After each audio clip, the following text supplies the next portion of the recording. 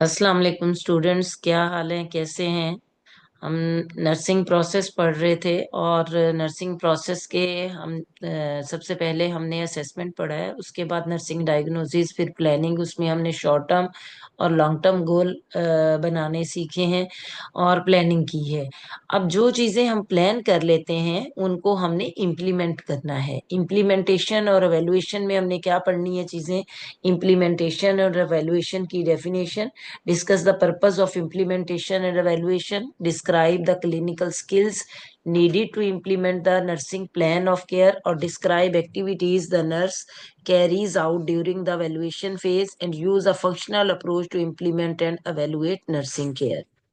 सबसे पहले इम्प्लीमेंटेशन हम देखते हैं कि क्या होती है। It is the phase in nursing process in which the nurse puts the nursing care plan into action. जो चीजें आपने प्लान की इससे पिछले स्टेप में, जिसमें हमने डिजायर्ड आउटकम बनाए और प्लानिंग किए, सारे स्टेप्स जो जो हमारे उस गोल को अचीव करने के लिए जिन स्टेप्स की जरूरत होती है उनको हमने एक स्टेट कर लिया, ऑर्डर्स की फॉर्म में लिख लिया।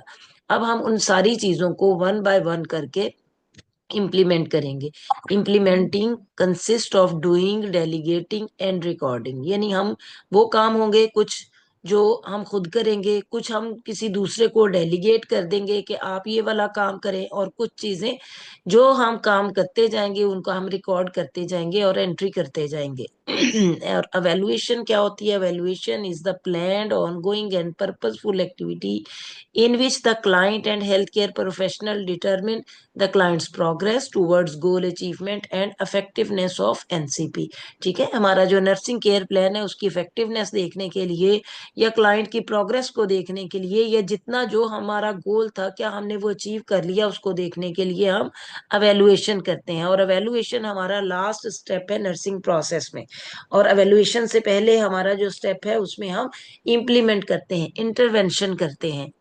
जो चीजें हम इंटरवेंशन करते हैं, जो गोल को अचीव करने के लिए, उसका मकसद क्या है, उसके पर्पस क्या है।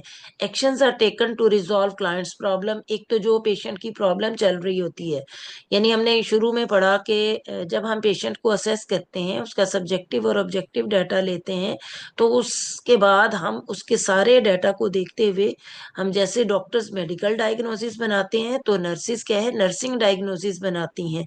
और वो नर्सिंग डायग्नोसिस क्लाइंट की प्रॉब्लम्स होती हैं, वो एक्चुअल प्रॉब्लम भी हो सकती हैं जो प्रेजेंट कर रही हैं, वो उनकी रिस्क प्रॉब्लम भी हो सकती हैं, वो उनकी कोई सिंड्रोम प्रॉब्लम भी हो सकती हैं, वो उनकी कोई पॉसिबल डायग्नोसिस भी बना के हम उनकी प्रॉब्लम को एड्रेस कर सकते हैं। तो हमारा मेन मकसद, मेन एम क्या था, हम जो इतना सारा कुछ नर्सिंग केयर प्लान बना रहे थे उसको इम्प्लीमेंट करने का प्लान मकसद है कि हम रिजॉल्व कर सके क्लाइंट की प्रॉब्लम को, जो क्लाइंट चाह रहा है उसके जो गोल है उनको अचीव कर सके।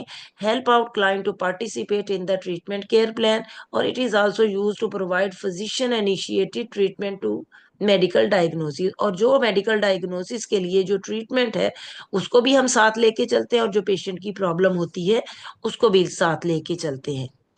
अब इम्प्लीमेंटेशन की तो ये पर्पस थे कि हम पेशेंट के गोल, उसके जो डिजायर्ड आउटकम है उसको, या पेशेंट की प्रॉब्लम को रिजॉल्व करने के लिए करते हैं। और अवेलुएशन का मकसद क्या है, अवेलुएशन का पर्पस क्या है? It helps needs to know about the quality of nursing care provided. हम ये देखते हैं कि हमने सारा गोल अचीव कर लिया है या नहीं कर लिया, हमारी क्वालिटी ऑफ नर्सिंग केयर जो है वो हमने कैसी प्रोवाइड की है, हमें उसका लेवल पता चलता है। Evaluation helps a nurse to identify whether the goals are achieved or not। जब हम evaluate करते हैं, हमने गोल बनाया था, हम 10 से 15 मिनट के अंदर अंदर हम पेन का लेवल जो है वो 8 से 5 पे ले आएंगे या 6 पे ले आएंगे, तो फिर हम evaluation में ये देखते हैं क्या वाकई में नर्स ने जो प्लानिंग की थी, जो इम्प्लीमेंट की, उसके बाद क्या उसके गोल अचीव हुए या नहीं हुए। और अगर अचीव हो जाते हैं तो आपकी आप इसमें लिख देते हैं कि आपकी एवेल्युएशन में कि आपने ये गोल अचीव कर लिया है, यानी हम लिखते हैं गोल अचीव्ड।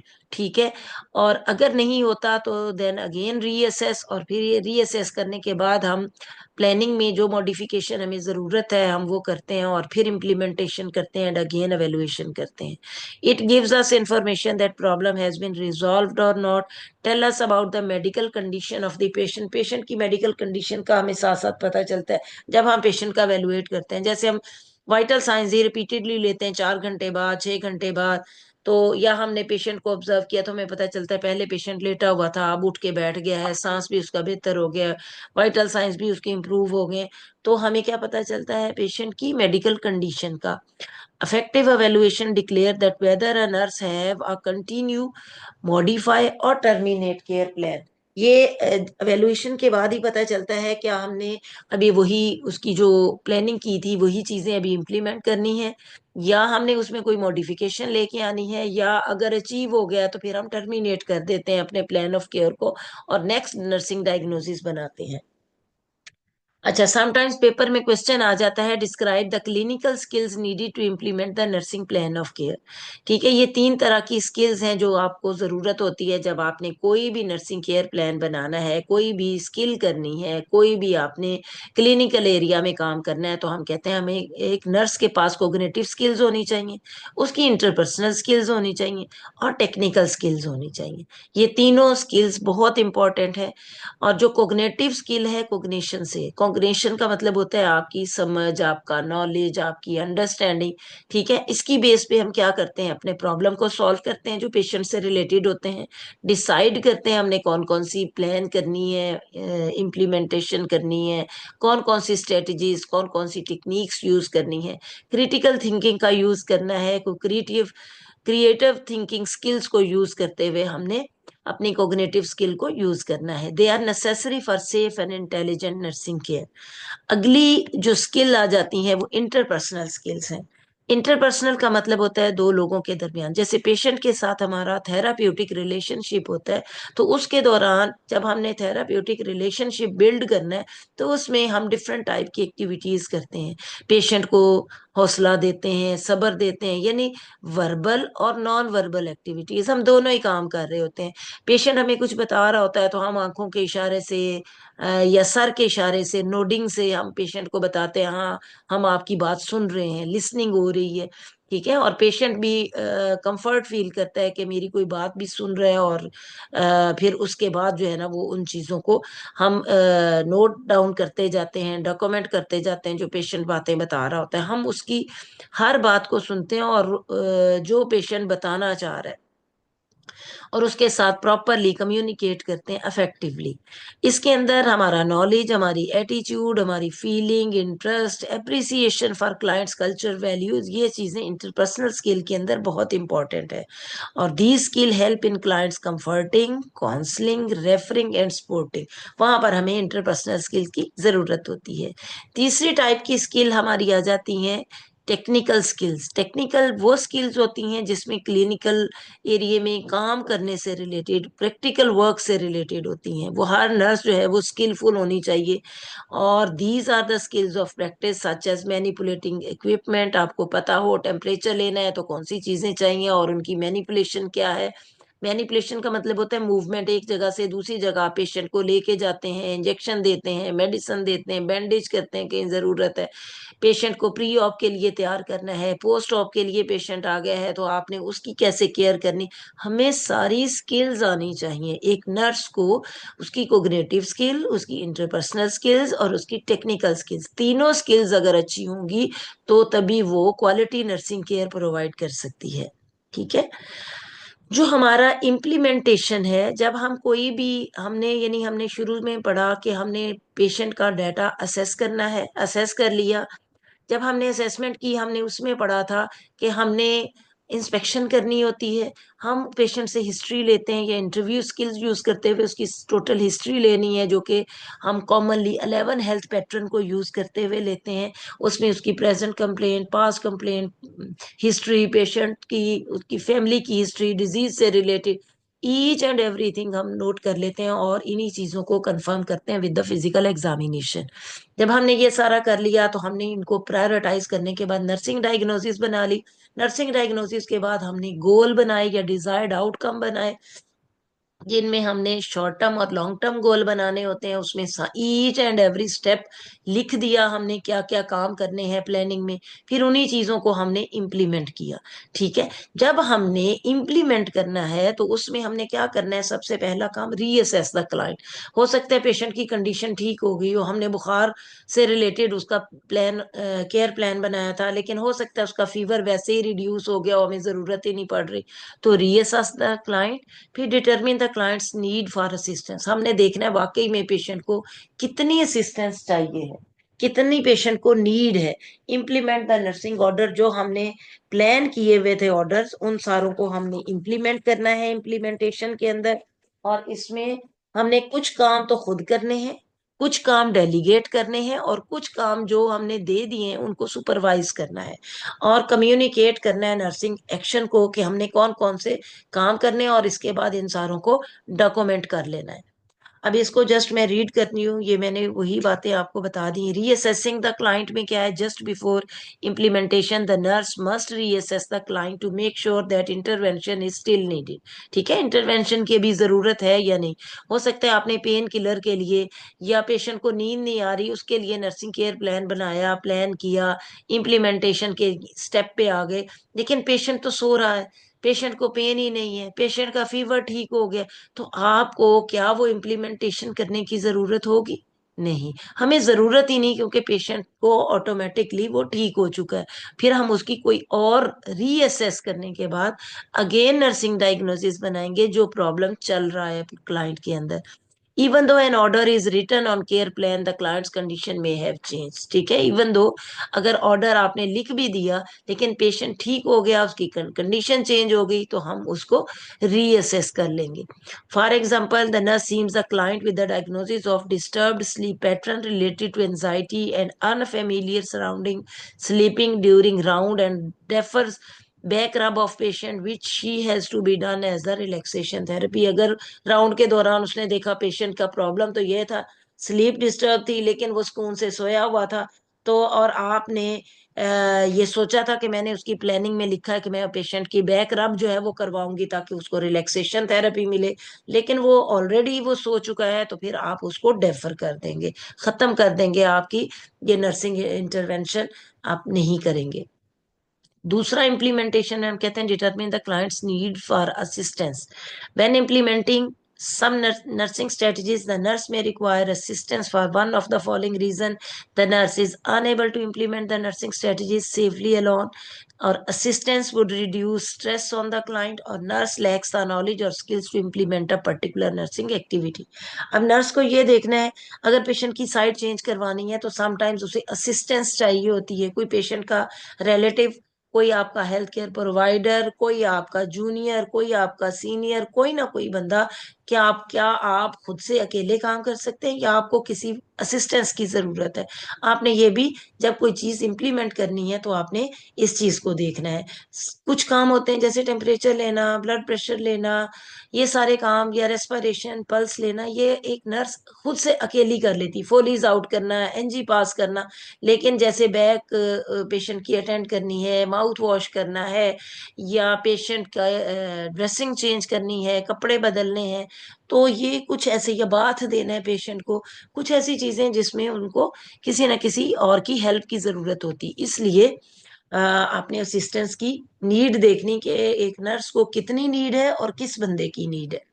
फिर उसके बाद अगला स्टेप जो इम्प्लीमेंटेशन में है वो हम नर्सिंग ऑर्डर इम्प्लीमेंट करेंगे जो हमने प्लान किए हुए। It is important to explain to the client what will be done. ठीक है, what sensation to expect and what the client is expected to do. अब हमने वो नर्सिंग ऑर्डर वो सारे करने हैं, हमने पेशेंट को भी बताना है कि आपने क्या क्या करना है, आप क्या करने लगे, पहले उसको प्रोसीजर के बारे में थोड़ी इन्फॉर्मेशन देंगे, फिर आप उसका वो प्रोसीजर करेंगे। इवन के आपने पेशेंट के कपड़े ही चेंज करने हैं तो पेशेंट को पहले बताएंगे कि आपके कपड़े चेंज करने लगे हैं, क्योंकि आपके कपड़े गंदे हो चुके हैं, और इसमें आपकी हमें मदद चाहिए, आपने तावन करना है। जहाँ पेशेंट अगर बिल्कुल ही सीबीए का पेशेंट है, कोई हेमीप्लीजिया, पैराप्लीजिया या अनकॉन्शियस पेशेंट है, तो वहां पर पेशेंट की के साथ असिस्टेंट हमें ज्यादा चाहिए होंगे, ताकि पेशेंट को प्रॉपर तरीके से उसकी जो इम्प्लीमेंट करनी है वो सारी स्ट्रेटजीज को हम इम्प्लीमेंट कर सकें। Guidelines for implementing nursing orders, बहुत सारी बातें जिनका ख्याल रखना होता है जब आपने नर्सिंग ऑर्डर्स देने हैं। Nursing action should be based on scientific knowledge, nursing research and professional standard of care. आपने जो भी चीज इम्प्लीमेंट करनी है वो बिलो स्टैंडर्ड नहीं होनी चाहिए, वो हमारे स्टैंडर्ड्स को मीट करती होनी चाहिए। साइंटिफिक नॉलेज हो, नर्सिंग रिसर्च उसके अंदर कोई ना कोई हुई हो, हमें उसके बारे में कोई ना कोई एविडेंस मौजूद हो कि ये वाली स्ट्रेटजी, ये वाली टेक्निक यूज करने से पेशेंट को बेनिफिट होगा। Nurses should understand clearly the orders to be implemented and question any that are not understood. ठीक है, नर्सेस को चाहिए कि जब वो ऑर्डर्स को लिखें, उनको स्टेट करें, उसमें हर चीज जो है वो इम्प्लीमेंट करने की जो ऑर्डर्स हैं वो प्रॉपर तरीके क्लियरली लिखे हों। ऐसे क्वेश्चन या इस तरीके के ऑर्डर्स ना हो कि जिस जो उसको खुद भी अंडरस्टैंडेबल ना हो, और जो भी नर्सिंग केयर प्लान इम्प्लीमेंट करे उसके लिए उस चीज में कोई यानी एम्बिगुइटी नहीं होनी चाहिए। वो क्लियरली स्टेट हो कि कौन सी चीज करनी है, या जैसे बैक मसाज ही उसको देना है, 5 मिनट के लिए देना है, उसके 3 टाइम्स अ डे देना है, और ईच एंड एवरी, और कितनी देर के लिए देना है और किस चीज के देना है। कोई मसाज के लिए आपने कोई डिटॉल यूज करना है, कोई ऑयल यूज करना है, या डायरेक्ट वैसे ही मसाज देना है, तो आपने हर चीज क्लियरली ऑर्डर में जो इम्प्लीमेंट करवाना चाह रही है नर्स, वो लिखी होनी चाहिए। Nurse's action should be adopted to the individual client. ठीक है, nurse's action should be safe. Nursing action often require teaching support and comfort. ठीक है, हमारे एक्शन ऐसे होने चाहिए जिनको कोई टीचिंग सपोर्ट और कंफर्ट की अगर रिक्वायरमेंट है तो उसको पूरा करना चाहिए, हम वो सीख के वो टेक्निक को फिर यूज करें। Nursing action should B holistic, holistic approach होनी चाहिए, ताकि प्रॉपर तरीके से उसको जो भी क्लाइंट की इशू है, कोई प्रॉब्लम है, उसको हम रिजॉल्व कर सके। Nursing action should respect the dignity of client and enhance the client self esteem. Client should be encourage to participate actively in implementing the nursing order. हमें इन सारी बातों का ख्याल रखना है जब हमने नर्सिंग ऑर्डर को इम्प्लीमेंट करना है। अब सारे काम एक नर्स खुद नहीं कर सकती, बल्कि कुछ काम उसको किसी को डेलीगेट करने पड़ते हैं। तो चौथा स्टेप जो नर्सिंग प्रोसेस में या इम्प्लीमेंटेशन के इस प्रोसेस में आता है वो डेलीगेशन एंड सुपरविजन है। ठीक है, जो हमारी अमेरिकन नर्सिंग एसोसिएशन है उसने डेलीगेशन का कहा है कि transfer of responsibility for the performance of and activity from one two another person while retaining accountability for the outcome. अब डेलीगेशन का मतलब, हम डेलीगेट करने की भी बहुत सारे तरीके हैं, और हर बंदे को हम हर काम नहीं डेलीगेट कर सकते। उस बंदे को ही करेंगे जिसमें वो स्किल मौजूद है, जिसमें वो इस चीज की कंपिटेंसी है, और हम उसको वो रिस्पॉन्सिबिलिटी देंगे, और वो अकाउंटेबल होगा हमें वो काम करने के बाद उसकी फीडबैक देने का। यानी मैंने अगर किसी को काम कहा कि फलां पेशेंट का बीपी लेके आए, तो वो बीपी लेने के बाद उसके रजिस्टर में या उसके फाइल में जो नर्सिंग ऑर्डर्स है वहां पर वो लिखेगा भी, नर्सिंग केयर प्लान में भी एंट्री करेगा, और आके वो आरएन जो रजिस्टर्ड नर्स है उसको फीडबैक भी देगा। An assignment is downward and lateral transfer of both responsibility and accountability of an activity from one two another. ठीक है, हम मुख्तलिफ अपनी जूनियर्स को, आप लोगों को पता है, हम डिफरेंट असाइनमेंट दे देते हैं। आपने सारों के इनटेक आउटपुट चेक करने हैं, आपने सारों का यूरिन शुगर देखना है, आपने मेडिकेशन देनी है, किसी ने टेम्परेचर, पल्स, रेस्पिरेशन यानी वाइटल साइन मॉनिटर करने, किसी ने बेडिंग का ख्याल करना है। ये डिफरेंट असाइनमेंट्स होती हैं जिनको हम डेलीगेट करते हैं डिफरेंट लोगों को, उनकी एबिलिटी, उनकी स्किल और उनकी कंपिटेंसी के लिहाज से। अप्रोप्रिएट डेलीगेशन ऑफ ड्यूटीज, मैंने पहले भी बताया, ये बहुत इंपॉर्टेंट है। That is assigning people duties with in their scope of practice. Adequate supervision of personal, ये भी उसी तरीके से इंपॉर्टेंट है जैसे हमने सुपरवाइज भी उसी तरीके से करना है कि हम जब किसी को डेलीगेट कर देते हैं तो फिर बेफिक्र नहीं हो जाते, बल्कि देखते हैं क्या वो जो काम हमने दिया है क्या वो उनको प्रॉपर तरीके से वो कर भी रहा है या नहीं, उन स्टेप्स को फॉलो किया जा रहा है जो हमारे स्टैंडर्ड्स ऑफ प्रैक्टिस है।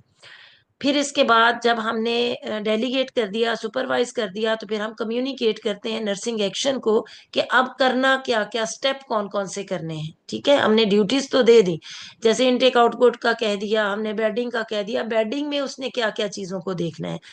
After carrying out nursing orders, the nurse complete the implementation phase by recording the intervention। और उसको बताना है कि जो जो आपने करते जाना है उन सारी चीजों को आपने साथ साथ इम्प्लीमेंट करते जाना है और साथ साथ टिक करते जाना है, उसको नर्सिंग ऑर्डर के ऊपर कम्युनिकेट करना है, डॉक्यूमेंट करना है, रिकॉर्ड करना है उन इंटरवेंशंस को। And client responses the nurse progress notes that are the part of agency permanent record for the client. और वो जितने भी नोट्स जैसे डॉक्टर डालते हैं ऐसे नर्सिस अपने नोट्स डालती हैं, और वो नोट्स जो है वो क्लाइंट के रिकॉर्ड का, परमानेंट रिकॉर्ड का हिस्सा है। Nursing action must not be recorded in advance because the nurse may determine or reassessing the client that the action should not or can't be implemented।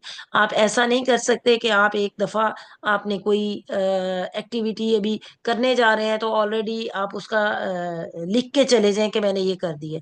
आप जब परफॉर्म करने कर देंगे, इम्प्लीमेंट कर देंगे, करने के बाद आके आपने नोट करना है और वहां पर अपने सिग्नेचर करने हैं। जब हमने सारी चीजें इंप्लीमेंट कर दी, सारी जो भी स्ट्रेटजीज, जो मेथड हम यूज करना चाह रहे थे, जो हमने टेक्निक्स लिखी थी, हमने वो इम्प्लीमेंट कर दी। अब उसके बाद हमारा लास्ट स्टेप जो नर्सिंग प्रोसेस का आता है, ये सबसे उससे भी ज्यादा इम्पोर्टेंट है। वैसे तो हर स्टेप की अपनी अपनी इम्पोर्टेंस है, इसकी भी इम्पोर्टेंस है कि ये एवेल्युएशन हम करते हैं और हम इसमें देखते हैं कि हमने जो एक्टिविटी की, जो हमारी पर्पसफुल एक्टिविटी थी, जो गोल बनाए थे, जो हमने प्लान्ड एक्टिविटी थी, क्या वो गोल अचीव हो गए या नहीं हुए। हमने क्लाइंट की प्रोग्रेस देखने के लिए की, हमने नर्सिंग केयर प्लान की इफेक्टिवनेस देखने के लिए की, हमने अपने गोल की अचीवमेंट को देखना है, मेजर करना है। और हम जब मेजर करते हैं तो तीन तरह की एवेल्युएशन करते हैं। फर्स्ट वन जो है वो ऑनगोइंग एवेल्युएशन है, दूसरी इंटरमीडिएट एवेल्युएशन है, और दूसरी इंटरमीडिएट है, और तीसरी टर्मिनल एवेल्युएशन है। अच्छा, अब ये वाली जो एवेल्युएशन है, इनमें सबसे पहली वाली ऑन गोइंग, नाम से ही हमें पता है ये साथ साथ करते रहते हैं। ऑन गोइंग एवेल्युएशन है, इट इज डन वाइल और immediately after implementing nursing order. आपने पेन किलर लगाया, थोड़ी देर बाद देख लिया, आपने मसाज किया थोड़ी देर, जो हम इमीडिएटली किसी भी चीज को मेजर करते हैं या उसको एवेलुएट करते हैं, this is called the ongoing evaluation. It enables the nurse to make the on the spot modification in an intervention।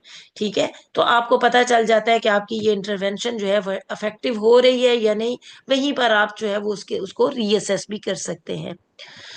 Evaluation, इसमें जो सेकंड अवेलुएशन की टाइप आ जाती है वो इंटरमीडिएंट है। इंटरमीडिएंट होता है जो स्पेसिफिक इंटरवल के बाद हो।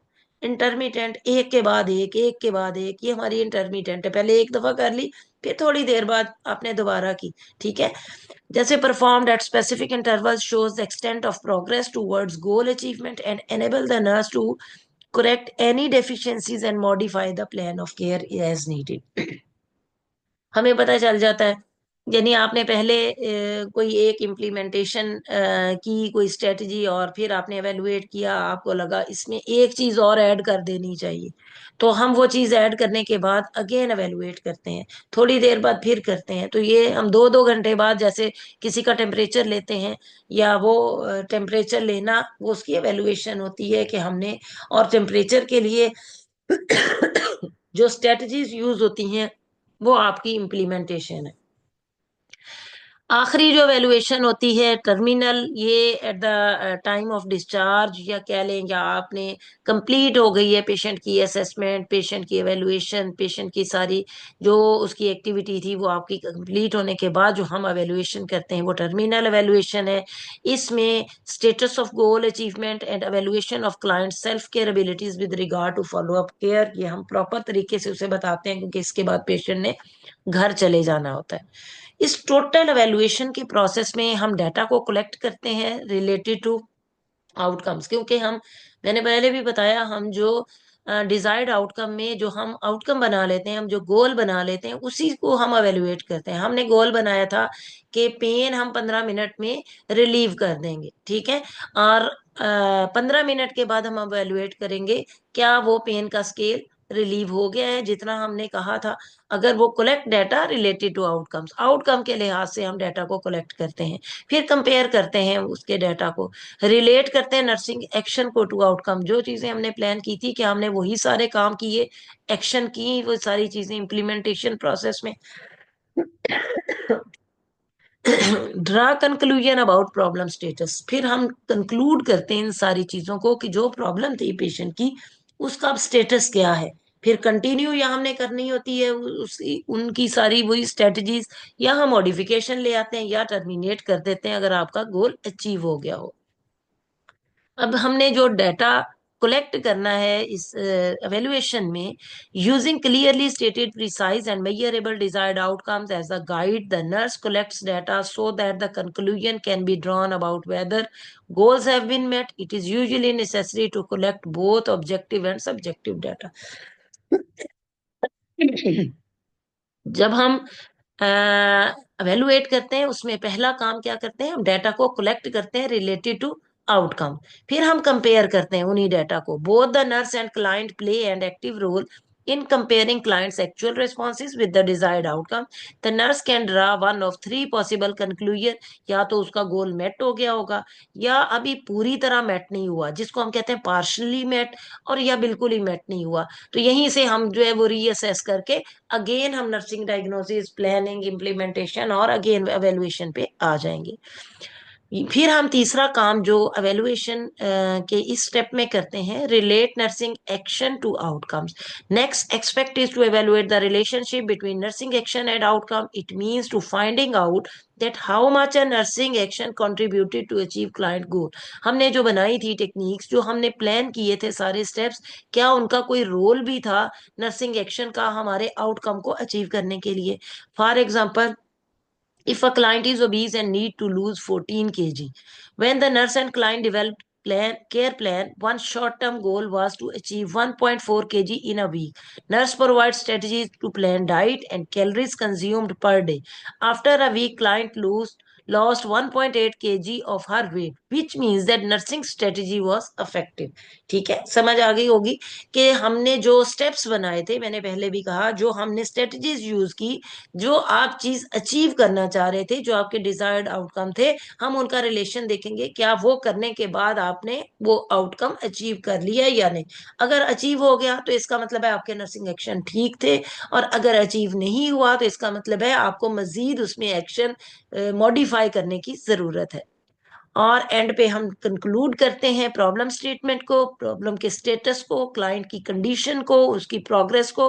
The nurse uses judgement about goal achievement to determine whether the care plan was effective in resolving, reducing or preventing client problems.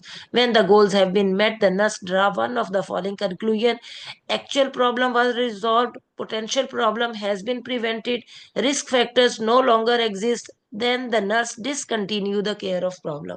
ठीक है। हम जब आपने इम्प्लीमेंट कर दिया तो हम अवेलुएट क्या करेंगे कि जो एक्चुअल प्रॉब्लम जिसके लिए आपने वो सारा केयर प्लान बनाया था, क्या वो रिजॉल्व हो गई।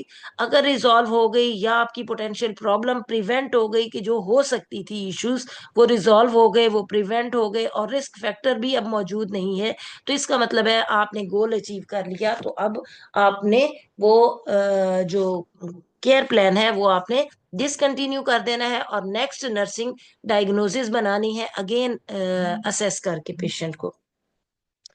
The potential problem is been prevented but the risk factors are still present, यानी अगर आपकी एक्चुअल प्रॉब्लम तो रिजॉल्व हो गई, लेकिन आपने पोटेंशियल प्रॉब्लम को प्रिवेंट कर लिया, लेकिन अभी तक रिस्क फैक्टर्स जो हैं वो अभी मौजूद हैं, तो फिर आपने जो केयर प्लान है वो कंटिन्यू रखना है ताकि रिस्क फैक्टर्स जो हैं वो भी आपके रिजॉल्व हो जाएं और एग्जिस्ट ना करें। फिर तीसरी जो स्टेटमेंट वो आ जाती है, some of the goals are achieved. आपके सारे गोल अचीव नहीं हुए, यानी एक तो आपकी वो कंडीशन होगी जिसमें सारा कुछ रिजॉल्व हो गया, एक्चुअल प्रॉब्लम भी रिजॉल्व हो गई, पोटेंशियल प्रॉब्लम को भी आपने प्रिवेंट कर लिया, और कोई रिस्क फैक्टर भी नहीं है, तो आपने सारा आपका जो केयर प्लान है वो कंप्लीट हो गया। लेकिन अगर आपकी एक्चुअल प्रॉब्लम रिजॉल्व हो गई, पोटेंशियल प्रॉब्लम प्रिवेंट हो गई, लेकिन अभी रिस्क फैक्टर मौजूद है, तो आपने इसको कंटिन्यू रखना है। और अगर कुछ गोल अचीव हुए हैं और अभी भी एक्चुअल प्रॉब्लम जो है या उसकी कुछ थोड़ी बहुत चीजें अभी प्रेजेंट हैं, कंप्लीटली वो प्रॉब्लम रिजॉल्व नहीं हुई, सिर्फ रिड्यूस हुई है, तो नर्सिंग इंटरवेंशन जो है आपकी कंटिन्यू रहेंगी। और when the goals have been partially met, ठीक है, यही बात हम कर रहे हैं ना कि अभी आपका कंप्लीट हो गया तो आपका नर्सिंग केयर प्लान खत्म हो जाएगा। लेकिन अगर अभी कुछ रह गई हैं, कुछ चीजें जिनको जैसे रिस्क फैक्टर रह गए हैं, पोटेंशियल प्रॉब्लम अभी रिजॉल्व नहीं हुई, तो फिर आप क्या करेंगे, इसको हम कहेंगे पार्शली मेट हुआ है आपका गोल। तो फिर गोल आपका प्रॉपरली मेट नहीं हुआ, तो फिर क्या करेंगे, care plan need to be revise because the problem is partially resolve. और care plan does not need revision, या कंप्लीट हो गया है तो रिवीजन की जरूरत नहीं है, और because client barely needs more time to achieve previously established गोल।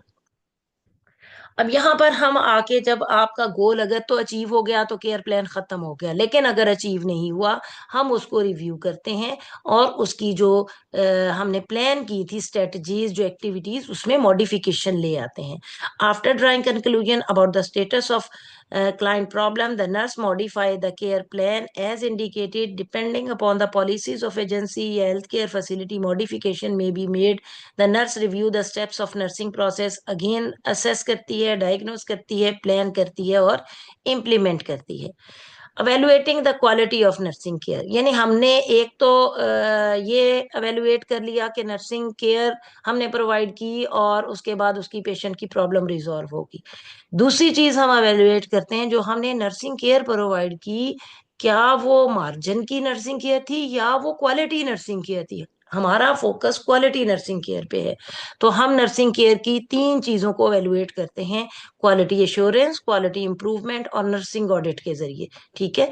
और जो क्वालिटी अश्योरेंस है, ये ऑन गोइंग सिस्टमेटिक प्रोसेस है, design to evaluate and promote excellence in the health care provided to client. It involve structure evaluation, इसमें होती है process evaluation और outcome evaluation. ठीक है। जो स्ट्रक्चर एवेलुएशन है, वो इसका मतलब है आपने जो नर्सिंग केयर प्लान बनाया, क्या वो प्रॉपर तरीके से बना हुआ था, उसकी बनाने में कोई इश्यू तो नहीं था। अगर वही था तो हम स्ट्रक्चर को एवेलुएट कर लेते हैं। प्रोसेस का मतलब है जब आपने इम्प्लीमेंट किया तो उस टाइम में आपको इम्प्लीमेंट करते हुए आपकी कॉम्पिटेंसी इतनी नहीं थी, स्किल्स इतनी नहीं थी कि आप प्रॉपर तरीके से वो चीजें इम्प्लीमेंट कर सको और उनको प्रॉपर तरीके से उसकी एक्टिविटीज को अवेलुएट कर सको। और आउटकम अवेलुएशन, आप उसको, उसके आउटकम को आपको अवेलुएट करना नहीं आता था, स्केल आपने प्रॉपर यूज नहीं किया। यानी आप इन तीनों चीजों की अवेलुएशन करते हैं, क्या आपने स्ट्रक्चर जो उसने नर्सिंग केयर प्लान का बनाया वो प्रॉपर है या नहीं, उसकी प्रोसेस यानी जो इम्प्लीमेंटेशन की है क्या वो प्रॉपर स्टेप्स के साथ की है, और आउटकम जो एवेल्युएशन की है वो प्रॉपर तरीके से मेजरेबल थी भी या नहीं थी। ठीक है। इन सारी चीजों को एवेल्युएट करते हैं, तो हम क्या, क्वालिटी नर्सिंग केयर को क्वालिटी अश्योरेंस के लेवल पर ले आते हैं। दूसरी चीज जो क्वालिटी नर्सिंग केयर में हम करते हैं, वो क्वालिटी इंप्रूवमेंट है। क्वालिटी इंप्रूवमेंट, आपको नाम से ही पता है कि हम क्वालिटी को इम्प्रूव करते रहते हैं आहिस्ता आहिस्ता। और एक ही दफा में इम्प्रूवमेंट नहीं आती, स्टेप बाय स्टेप आती है। और कंटिन्यूस क्वालिटी इंप्रूवमेंट या टोटल क्वालिटी इंप्रूवमेंट इसको बोलते हैं। Quality improvement follows client care rather than the organizational structure, focuses on process rather than individual, and uses the systematic approach with the intention to improve the quality of care. ठीक है। Quality improvement basically patient से related होती है, उसके structure से related नहीं होती कि कोई ऑर्गेनाइजेशन कैसी है, कोई हॉस्पिटल कैसा है। उसमें फोकस होता है आपकी नर्सेज इतनी स्किलफुल हैं कि वो हॉस्पिटल कोई भी है उनकी, उनमें इतनी कॉम्पिटेंसी है कि वो पेशेंट को क्वालिटी केयर प्रोवाइड कर रही हैं। और उनके लिए आप refresher courses, continue education programme ये करवाते रहते हैं ताकि वो उनकी स्किल्स और कॉम्पिटेंसी इंप्रूव हो। तीसरी चीज नर्सिंग ऑडिट आ जाती है, जो हम एवेलुएट करते हैं नर्सिंग केयर को, उसकी क्वालिटी को एवेलुएट करने के लिए ऑडिट करवाते हैं। ऑडिट आपको पता है हॉस्पिटल्स में जैसे ऑडिट होता है, किसी मेडिसिन का ऑडिट भी करते हैं, ऐसे ही पेशेंट की क्वालिटी केयर का भी हम ऑडिट करते हैं। Examining the review of records, हम देखते हैं उसमें जो पेशेंट को आपने डाटा पेशेंट का लिया, क्या नर्सिस ने प्रॉपर डाटा लिया हुआ था, नर्सिंग केयर प्लान प्रॉपर बनाया और उसको इम्प्लीमेंट प्रॉपर तरीके से किया या नहीं किया। ठीक है, उसकी एडमिशन से लेके डिस्चार्ज तक का टोटल रिकॉर्ड जो है वो किया जाता है इसमें एवेलुएट, और उसको उसमें देखा जाता है रिट्रोस्पेक्टिवली। और रिट्रोस्पेक्टिवली होता है जो हम, यानी डिस्चार्ज हो गया पेशेंट, उसका प्रीवियस टोटल हम सारा देखेंगे, इसमें पेशेंट का वाइटल साइंस भी प्रॉपर लिए गए हैं, उसकी हिस्ट्री भी प्रॉपर ली गई है, उसमें केयर प्लान बनाए, नर्सिंग डायग्नोसिस, उसकी पेन रिलीफ के लिए आपने प्रॉपर नोट्स लिखे।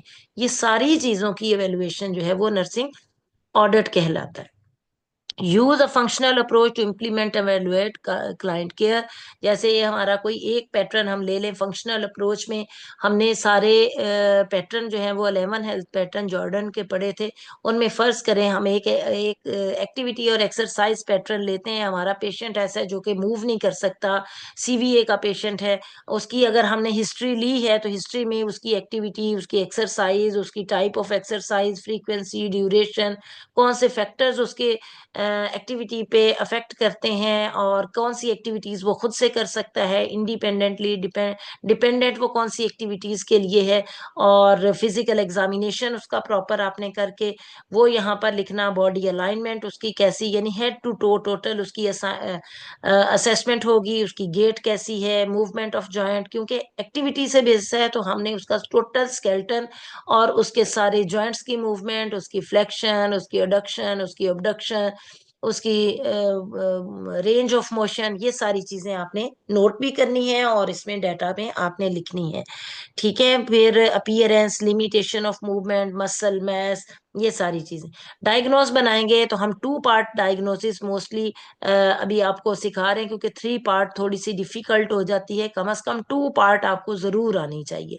जैसे पेशेंट मूव नहीं कर पा रहा तो impaired physical mobility related to muscle weakness. Muscle weakness हमें उसके फिजिकल एग्जामिनेशन और हिस्ट्री से पता चला है, और इम्पेयर्ड फिजिकल मोबिलिटी जो है ये भी उसके डाटा से मिला है, लेकिन हमने ये वर्ड यूज किए हैं नंडा की जो लिस्ट है नर्सिंग डायग्नोसिस की, वहां से प्लान कर लिया हमने, इंक्रीज करनी है tolerance for physical activity, restore the capability to perform activities for daily living, avoid injury from falling, improve physical fitness, avoid any complication related to immobility. और इसके लिए हम क्या क्या काम जो हमने इम्प्लीमेंट करने हैं, पोजिशन द क्लाइंट प्रॉपरली, ये आपने की appropriately, moving and turning client in bed properly, provide range of motion exercises। आप जो है फिजियोथेरेपी उन्हें बताएंगे कैसे अपने रेंज ऑफ मोशन जो है वो इंक्रीज करनी है, स्ट्रेटजीज टू प्रिवेंट कॉम्प्लिकेशन। और जब हम एवेलुएट करेंगे तो वही जो हमने